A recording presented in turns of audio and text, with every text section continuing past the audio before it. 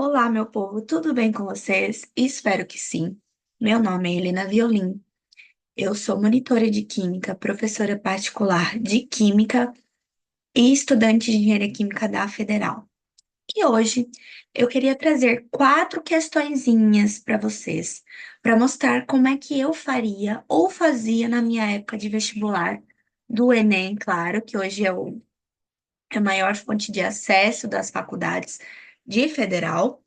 E queria conversar com vocês um pouquinho, explicar os assuntos envolvidos e como é que eu priorizaria esses assuntos nas questões. Então, bora lá, vou compartilhar a telinha com vocês e nós vamos fazer essas questões aqui.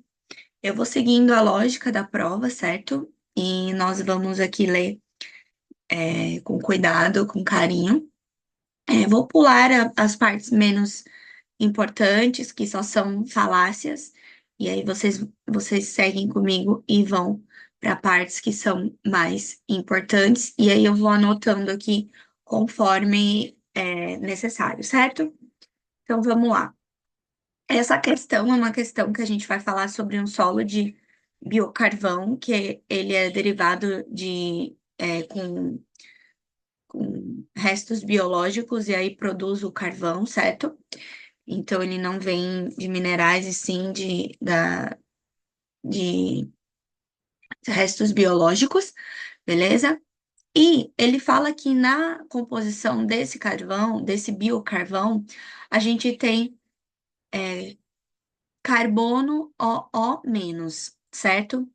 E essa parte de O-, ela vai interagir com o metal.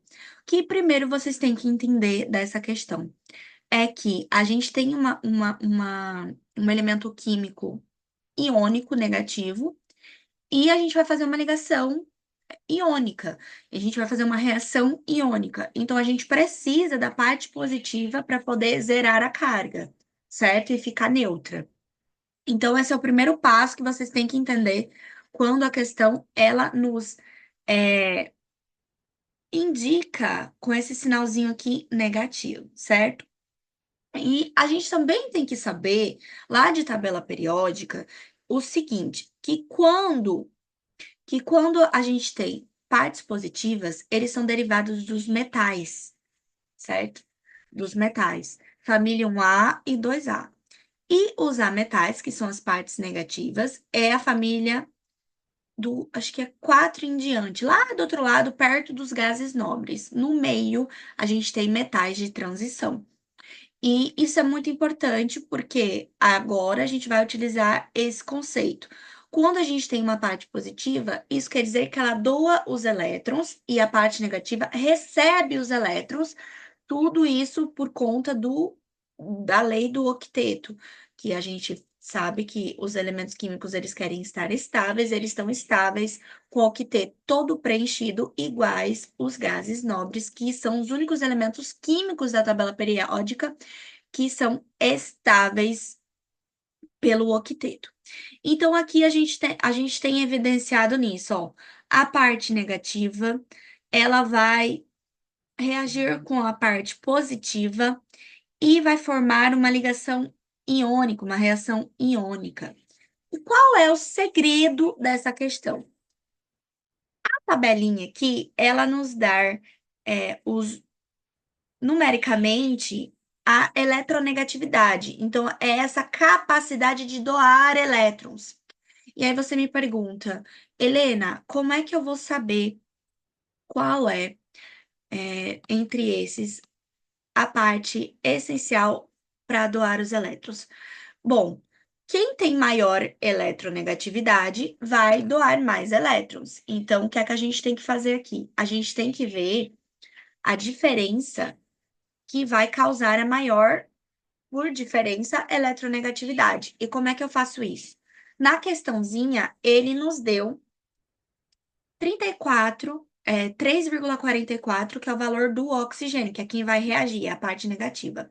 Então, nós temos um ΔE, e o primeiro valor vai ser esse 3,44. menos, e aí, infelizmente, a gente vai ter que fazer um por um. Eu já vou fazer o primeiro, né? Que vai ser 0,82, que vai me dar um total de 2,62. Se vocês fizerem, eu não vou fazer para não perder tempo, porque eu quero explicar outras questões. Mas se vocês fizerem um por um, vai ver que esse valor com o potássio é o maior. Então, essa é a nossa resposta. Esse é o metal que vai doar esse elétron para o oxigênio e vai fazer a nossa ligaçãozinha iônica, a nossa reação iônica. Então, a nossa resposta é letra A, certo? Certo. Vamos para a próxima questãozinha. Só estou olhando, dando uma olhadinha aqui. Essa questão é uma questão, tô só ajeitando aqui para vocês, minha gente, eu vou apagar. Essa questão aqui é uma questão muito interessante. Por quê? Porque esse assunto é muito recorrente no Enem. Ele vai falar sobre a gasolina. E qual é a parte importante desse texto todo? Depois vocês leem com carinho, eu estou fazendo rápido aqui porque eu quero explicar mais questões. Mas veja, a parte mais importante desse texto é quando ele fala aqui, ó, que a gente tem uma cadeia saturada, então a gente tem uma cadeia saturada contendo de 8 a 12 carbonos. E aí ele fala que são cadeias, são hidrocarbonetos, certo? De cadeias ramificadas. Então, o que que é a saturação da cadeia? São ligações simples, certo? Então, a gente tem ligações. Gente, desculpa a minha letra. Simples, certo? A cadeia principal, ela vai ter de 8 a 12 carbonos. Então, você tem que lembrar daquela partezinha da quantidade de carbonos, ligações e funções. Então, a gente tem assim, a gente é dividida a nomenclatura em três partes. Aqui é a nossa quantidade de carbono, certo? Aqui é a nossa ligação.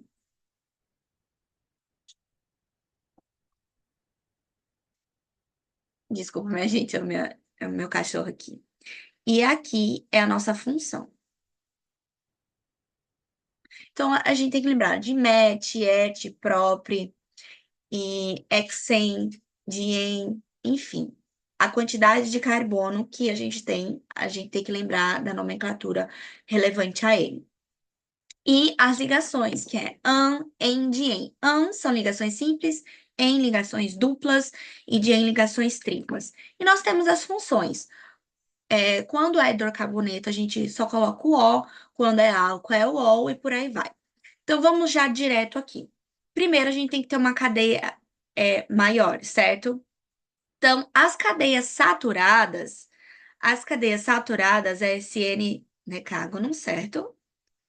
A gente tem heptano e esse trimetilpentano. Por quê, Helena? Por conta desse an. Perceba que todos têm an. Lembra que eu falei para vocês que quando tem an, quer dizer que é ligação simples, então isso está certo. Então, são cadeias saturadas. E essa aqui, ó, tem em a ligação dupla, então já tá fora. E o ol aqui, ó, quer dizer que tem álcool, então não é um hidrocarboneto. Então a gente fica nessas três. Dentre essas três, o que é que a gente tem que analisar agora? A gente tem que analisar quem é a maior, certo? E a gente tem que analisar quem é que tem maior ramificação. Dessas três aqui, a gente pode ver que quem tem maior ramificação é a número 3. Por quê? Porque ela tem uma ramificação no carbono 2, outra ramificação no carbono 2 e uma ramificação no carbono 4. Ela tem trimetil. Então, ela tem três ramificações metil, certo? E ela tem pent, quantidade de carbonos, e é um hidrocarboneto. Então, é essa a nossa resposta, certo? Vou passar para a próxima questão. Se vocês tiverem dúvidas, é só colocar nos comentários ou me procurar nas redes sociais, que a gente conversa. Também sobre qualquer outra informaçãozinha. É só me procurar, que eu sempre estou muito disponível para vocês e ajudar vocês nessa vida de vestibular, certo? Tá, vamos lá. Essa questão é uma questão mais direta de gases, né? Gases nobres. E eu gosto de trazer ela porque muitos alunos erram pelo seguinte fato de não prestar atenção nas unidades nem passar as unidades. Então, eu acho super interessante a gente prestar muita atenção nisso. É uma questão direta, a gente vai usar aplicação de fórmula, mas como é que eu sei qual unidade que eu devo usar? Primeiramente, você tem que prestar atenção na constante geral dos gases. A gente tem que ver aqui, ó, que que o volume tem que estar em litro, a pressão em atm, a temperatura em Kelvin e número de mol. Então, não pode ser massa. Então, é ela quem vai dizer qual unidade que você vai utilizar. Então, sempre prestem atenção na constante, certo? Então, vamos lá. O volume eu vou passar para litro já. Então, a gente vai ter um volume que aqui na questão era 100 ml e ele vai ficar 0,1 litro. A gente tem um mol, que é 0,1 mol, certo? A constante e a temperatura, que é 650. Para transformar para Kelvin, todo mundo sabe, aprendeu lá em física, que é somar 273. Somando, vai me dar um total de 923 Kelvin, certo? E aí eu aplico fórmula direta, que é o nosso famoso PV igual a nRT. Essa questão foi boazinha, tá, gente? Normalmente as provas, a gente vem com uma estequiometria para a gente achar o número de mols e depois aplicar a fórmula. Mas essa aqui, ela foi mais direta. Então, é só aplicar. A gente tem o P vezes o volume, que é 0,1, o número de mols, que é 0,1, vezes a nossa constante, que é 0,082, vezes 923. E ela vai nos retornar a pressão, que vai ser 75,686 atm, certo? Que isso nos dá aproximadamente 76, certo? Esqueci de apagar aqui, vou apagar.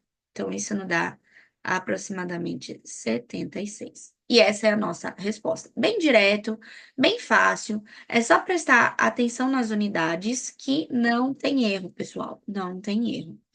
Tá, vamos lá. A última questãozinha que eu quero conversar com vocês, certo? Que é sobre gases também, beleza? É sobre gases. O que é que a gente tem que entender sobre ela? Que a gente está trabalhando um gás que ele vai ser colocado em uma caixa. A Helena, que gás? O fito-hormônio do abacate que faz ele amadurecer. Ele é um gás, certo? Então, o que é que a gente vai fazer com esse gás? A gente vai pegar o abacate e vai colocar numa caixa. Ele vai fazer experiência, vai colocar um abacate na caixa e outro abacate vai deixar em temperatura ambiente e vai ver quem é que amadurece primeiro. O que é que você tem que entender? Que o gás, para ele aumentar esse processo de amadurecimento, ele tem que estar com acúmulo de gás. Ele tem que aumentar a sua concentração. O que que é aumentar a concentração? Acumular concentração nitidamente. Então, o que é que eu vou fazer? Eu coloco esse abacate na caixa e tapo, certo? E óbvio que o abacate que estava na caixa amadureceu mais rápido do que o abacate fora da caixa em temperatura ambiente.